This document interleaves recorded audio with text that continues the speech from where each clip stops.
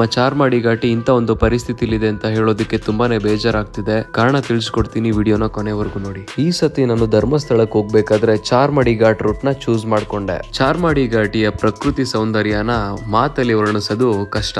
ಘಾಟಿಯ ಕಡಿದಾದ ರಸ್ತೆಯಲ್ಲಿ ಸಾಗ್ಬೇಕಾದ್ರೆ ಗಮನಿಸಿದೇನು ಅಂತ ಅಂದ್ರೆ, ಸಾಕಷ್ಟು ಜನ ಈ ರಸ್ತೆಯಲ್ಲಿ ಓಡಾಡುವಂತ ಟ್ರಾವೆಲರ್ಸ್ ಅಲ್ಲಿನ ವೈಲ್ಡ್ ಅನಿಮಲ್ಸ್ ಗೆ ಫೀಡ್ ಮಾಡ್ತಿದ್ರು. ಫಾರೆಸ್ಟ್ ಡಿಪಾರ್ಟ್ಮೆಂಟ್ ಅವರನ್ನ ಎಲ್ಲಾ ಕಡೆ ಬೋರ್ಡ್ ಹಾಕಿರ್ತಾರೆ, do not feed the wild life ಅಂತ. ಆದ್ರೆ ಜನ ರೀಲ್ಸ್ ಮತ್ತೆ ಫೋಟೋ ಹುಚ್ಚಿಗೋಸ್ಕರ ವೈಲ್ಡ್ ಲೈಫ್ ಗಳಿಗೆ ಫೀಡ್ ಮಾಡ್ತಾ ಇದ್ದಾರೆ. ವೈಲ್ಡ್ ಅನಿಮಲ್ಸ್ ಗೆ ಯಾಕೆ ಫೀಡ್ ಮಾಡಬಾರ್ದು ಅಂತ ಹೇಳೋದಕ್ಕೆ ತುಂಬಾನೇ ಕಾರಣಗಳಿದೆ. ಒಂದು, ಮನುಷ್ಯರ ಆಹಾರ ಪದ್ಧತಿ ಮತ್ತೆ ಪ್ರಾಣಿಗಳ ಆಹಾರ ಶೈಲಿನೇ ಬೇರೆ ಇರುತ್ತೆ. ಮನುಷ್ಯರು ಸೇವಿಸುವಂತ ಆಹಾರನ ಪ್ರಾಣಿಗಳು ಸೇವಿಸೋದ್ರಿಂದ ಅವಕ್ಕೆ ನಾನಾ ತರದ ಕಾಯಿಲೆಗಳು ಬರುವಂತ ಚಾನ್ಸಸ್ ಇರುತ್ತೆ.